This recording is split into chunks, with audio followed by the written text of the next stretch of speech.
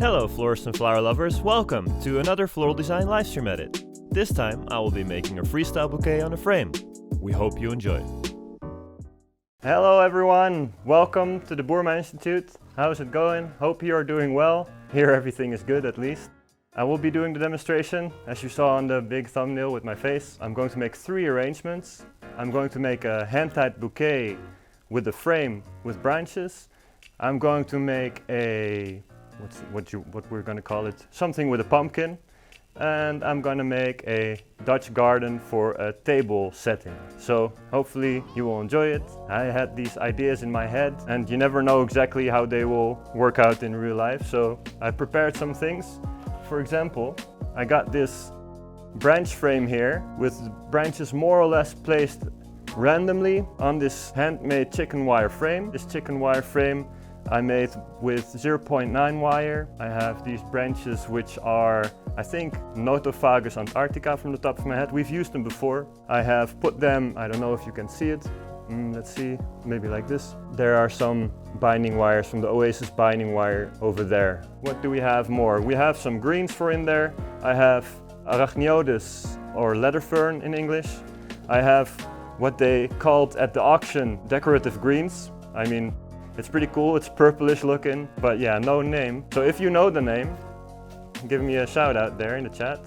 Then we have Asparagus cetaceus. This is one that we use very often. Then another type of asparagus. Then we have the pistachia, which we use very often. And then I'm going to use some of these beautiful flowers we have in the back. Some awesome looking celosia, which you can see here. It's a little bit orangey pink, and that's my color scheme for today. Xanthodacia, really big ones. I hope that they will make a nice line. Maybe we give them a bit of a massage and they will stay in that shape. Ah, Angelica, you were waving with the thing. So we have a few hellos. Oh, hey. One is from Funny Lee, saying evening. Hey, Fanny. Greetings from Hong Kong. Oh, hi. We have Lisa Florista saying good morning from Colorado, and cool hat, Mike. Thank you. Good morning, Lisa. Good that you're here again. Same for Fanny, by the way. Thank you for joining us again. And yeah, so the hat.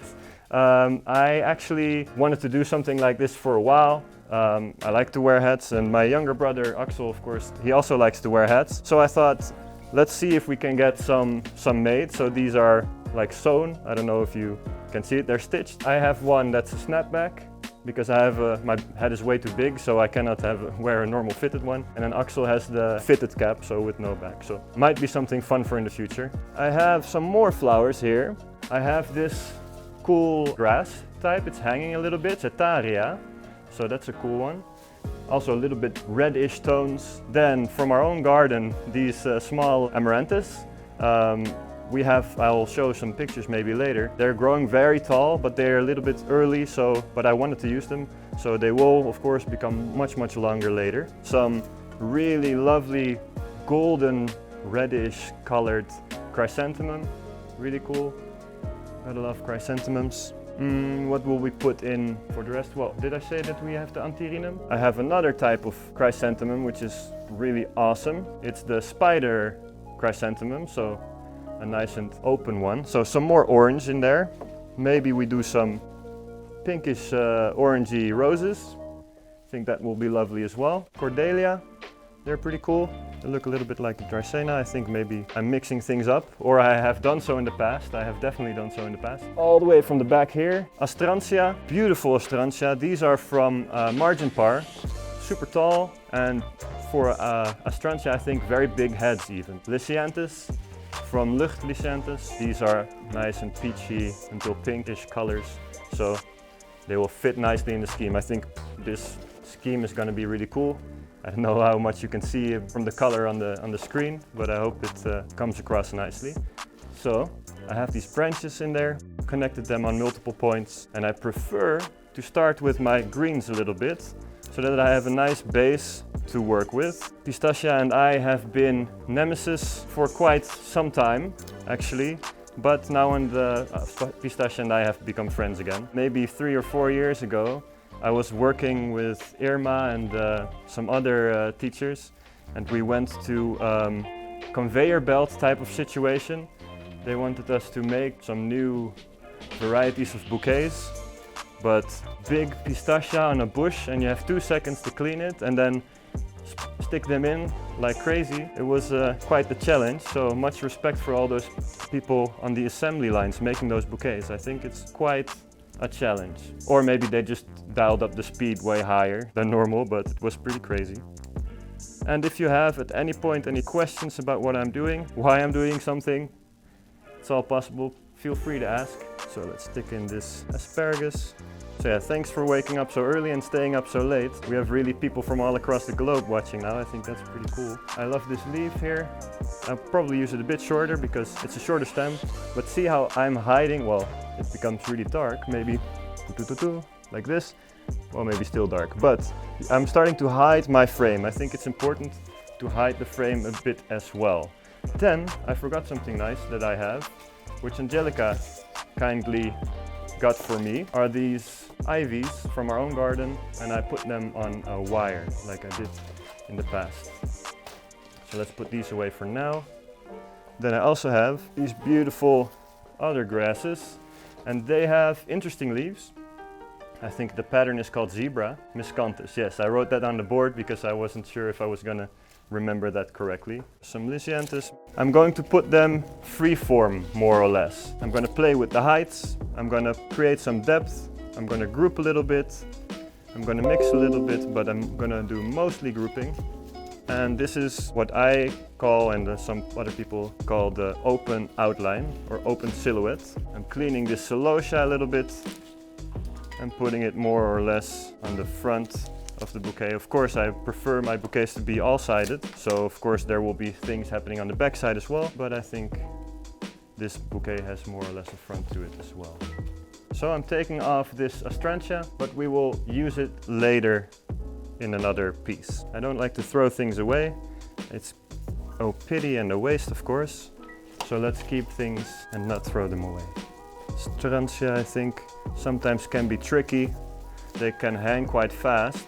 But what you have to do then is use a little bit of that quick dip that we've shown in the previous videos. It's like a special Telcel commercial, how good it works. It really just, you need to do it 2 seconds, dip it 2 seconds in there, and then after a while it will start to stand again. I think it's pretty cool how good it works. Then some roses in there. And even though I am making this bouquet through a frame, I try to still go spiral tight. My stem should more or less go into that spiral shape. And this brings some orangey color to the base. So these beautiful spider chrysanthemum.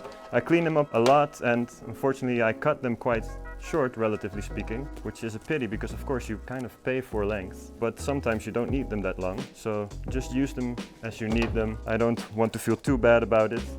I think if you show the beauty of the materials, then that's important enough. And this asparagus, I like to elongate a bit, so let's add another one. I can just clean everything with one hand while I'm working. I'll put antirinum in there somewhere over here. Make it into a group, stick it through the frame. There we go. Maybe this celosia can be a little higher, or not. Nope, once it's stuck, it's stuck. No turning back. Good to know. So let's put some chrysanthemum in there, some more asparagus. Then we turn the bouquet around because we need to see what's happening on the back. Not much is happening on the back yet. Maybe have an antirinum. So we have 2 antirinum here. We can make an antirinum come back over here. Be careful to go in this spiral tight situation. We have some astrantia on the other side. So let's make some astrantia come back over here too. And maybe some more of these beautiful dark leaves over here. And it's more or less an improv of placement, but I do choose my pointy materials to be long and my bigger, more round shapes to be low in the bouquet. And that's how we play with the depth. So that's how we create depth. So if I have a bigger chrysanthemum and a smaller chrysanthemum, I would prefer to have the smaller chrysanthemum higher so that it looks a little bit more natural.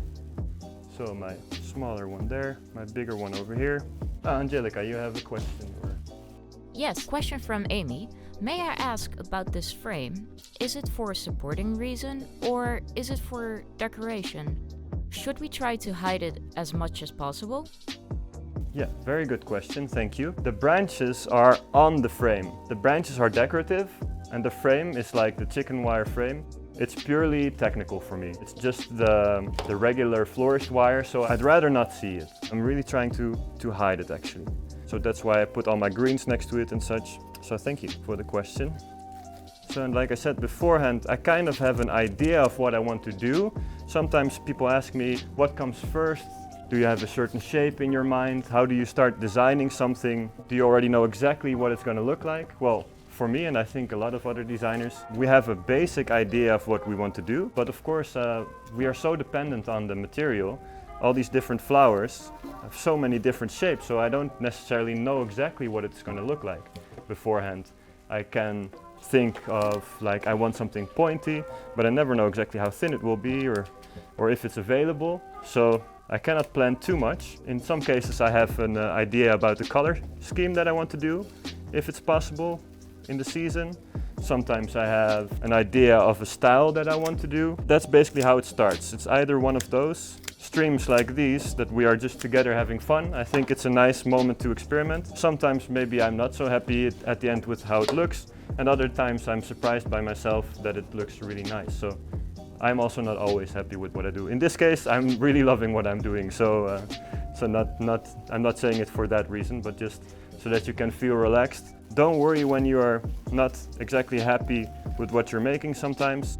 It's just important that you keep creating. Create, don't stagnate. And that's with everything. So our profession is very much a skill-based profession that you can learn and that you can practice. So the more you do something, the better you will become. That should be the general rule. So don't worry too much if you're just starting out and you can't get all these shapes down that you want. Just make, that's the most important thing. Then I put in something outwards again, so I have some things that go in and some things that go out. So this grass, I want to have more outwards on the bouquet a little bit. The amaranthus, I'm repeating over here a little bit. Make some more stuff hang down. Angelica. Question from Amy about the amaranthus. Yeah. The amaranthus is quite thick. Yes. Pretty challenging for Mike too. Yes, you are very right. Yeah, so the thing is, with thick stems and big bouquets, it can become quite heavy, so you get a little buffed maybe. If you do the spiral tie technique, you don't even have to hold your hand completely closed. Is my technique good enough to show close by? Yes. So if you have that, you can see my hand is not even completely closed. So that is simply because I'm doing the spiral all the time. It supports itself. If I would do crisscrossing, maybe it wouldn't be so good. It could be. Maybe it would not be so stable. So it's all about technique. That's very important. Angelica. Atelier Mooi Bloem is saying, I like this bouquet. Thank you. Arigatou gozaimasu. Nice that you're here. Thank you. Yokoso. Be welcome. It would be nice to go back to Japan again, huh? But maybe not so soon. I need something, a little bit of water-resistant tape, Angelica, or if someone could bring it to me. Because, yeah, you're right, the bouquet becomes bigger and bigger, a tad bit heavy for me to hold, and I want to wrap it up, and that will be my tape. There we go, I tape it on the table. As a florist, of course, we should be able to work with one hand. There we go, put some tape around it. It's kind of cheating, but we have these luxuries nowadays. So just use them. And if you make really, really big bouquets, it becomes too much for you to hold. You can use some tape in between, and then even you can continue building the bouquet. So that is a cool little trick. If you want to make a bouquet with all the roses in your shop, maybe you get this customer, then you can do that. Bind tape, there we go. Yeah, so should be a little bit all-sided. There we go. All-sided. And a nice color scheme, I hope. I think the orange and the pink and the browns I think those are really lovely colors together, very much an autumn kind of bouquet. Hope you like this bouquet. I'm going to move on to the next design. It's a little bit asymmetrical, I hope. So some things are happening on one side that are not happening on the other, and they have some interesting textures. If you made it this far into the video, we would like to sincerely thank you for your support. If you haven't already, please like and subscribe for more content like this. If you're looking for other ways to support our channel, we have an online shop called floraldesignsupplies.nl. Here we have anything you might need for floristry, all for a good price. For example, we have biodegradable oases for sale. One brick for €1.45, but if you buy a whole box, you get a better price. Another item you may have seen us use often is the black stub wire. Very strong wire that you can use to create beautiful frames. Aside from those products, we have many more, so please have a look if you need anything. Again, thank you very much and see you in the next video.